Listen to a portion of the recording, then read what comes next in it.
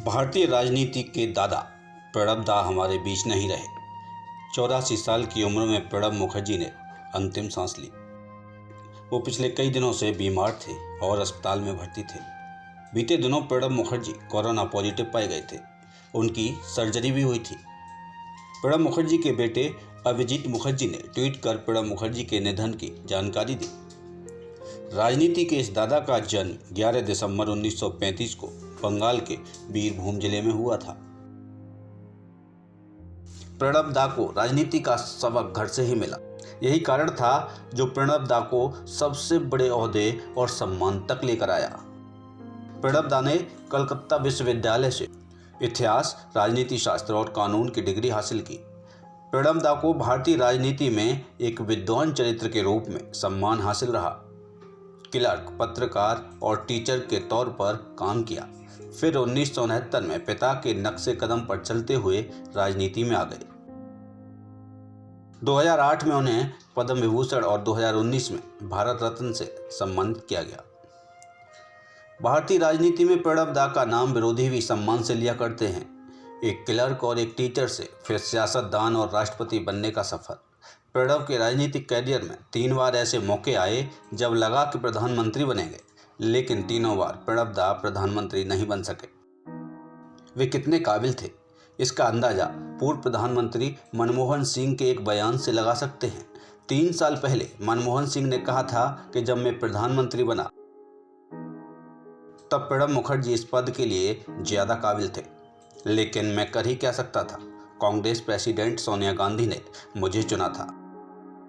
यहाँ हम आपको प्रणब दा के सियासी सफर और 3 मौकों के बारे में बता रहे हैं जब प्रणब दा सत्ता के शीर्ष पर यानी प्रधानमंत्री पद तक पहुंच सकते थे, लेकिन ऐसा नहीं हो सका।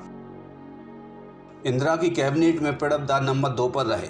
उनके बाद प्रधानमंत्री नहीं बन सके। 1969 में पहली बार इंदिरा के आग्रह पर राज्यसभा पहुंचे। इंदिरा गांधी राजनीतिक मुद्दों पर प्रणब दा की समझ की कायल थी। इंदिरा गांधी की हत्या के बाद अगले प्रधानमंत्री के रूप में प्रणब का नाम चर्चा में था, लेकिन पार्टी ने राजीव गांधी को चुना। दिसंबर 1984 में लोकसभा चुनाव हुए। कांग्रेस ने 414 सीटें जीती। कैबिनेट में प्रणब दा को जगह नहीं मिली।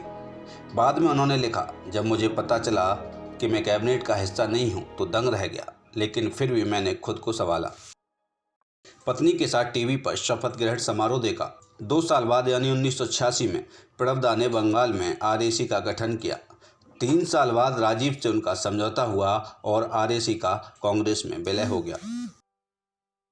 7 साल बाद दूसरी बार पीएम बनने का मौका हाथ से निकला। बात 1991 की है। राजीव गांधी की हत्या हो गई। चुनाव के बाद कांग्रेस की सत्ता में वापसी हुई। माना यह जा रहा था कि इस बार प्रणब दा के मुकाबले कोई दूसरा चेहरा पीएम पद का दावेदार नहीं है, लेकिन इस बार भी मौका हाथ से निकल गया। नरसिम्हा राव को प्रधानमंत्री बनाया गया। प्रणब दा को पहले योजना आयोग का उपाध्यक्ष और फिर 1995 में विदेश मंत्री बनाया गया। 2004 में सोनिया ने प्रणब दा की जगह मनमोहन को पीएम पद के लिए चुना। फिर साल 2004 आया। कांग्रेस को 145 सीट और भाजपा को 138 सीटें मिली, लेकिन इसे भाजपा की हार ही माना जाएगा। सरकार बनाने के लिए कांग्रेस क्षेत्रीय दलों पर निर्भर थी। सोनिया गांधी के पास खुद प्रधानमंत्री बनने का मौका था, लेकिन उन्होंने ऐसा नहीं किया।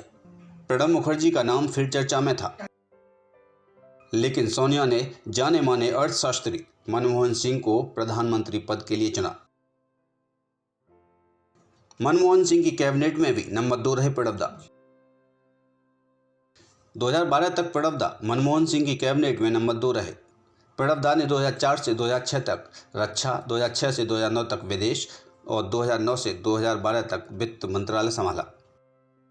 इस दौरान प्रणब दा लोकसभा में सदन के नेता भी रहे। यूपीए सरकार में उनकी भूमिका संकटमोचक की रही। 2012 में पीए संगमा को हराकर वे राष्ट्रपति बने। उन्हें कुल वोटों का 70% हासिल हुआ। बाद में एक बार प्रणब दा ने कहा था कि मुझे प्रधानमंत्री न बन पाने का कोई मलाल नहीं। मनमोहन सिंह इस पद के लिए सबसे योग्य व्यक्ति थे, लेकिन मनमोहन सिंह ने भी माना था कि प्रणब दा इस पद के लिए मुझसे ज़्यादा काबिल थे, लेकिन सोनिया ने मुझे चुना। प्रणब दा को मिले सम्मान। 1984 में दुनिया के 5 सर्वोत्तम वित्त मंत्रियों में से एक प्रणब मुखर्जी थे। 1997 में सर्वश्रेष्ठ सांसद का अवार्ड मिला। भारत के दूसरे सर्वोच्च नागरिक पुरस्कार पद्म विभूषण से नवाजा गया। प्रणब दा को 26 जनवरी 2019 में भारत रत्न से सम्मानित किया गया। राजनीति के इस दादा का योगदान देश कभी नहीं भूल सकता। राजनीति के इस रत्न की भरपाई शायद ही कभी हो पाए। इस देश की राजनीति में प्रणब दा की कमी हमेशा खलेगी। Desk report, news nation.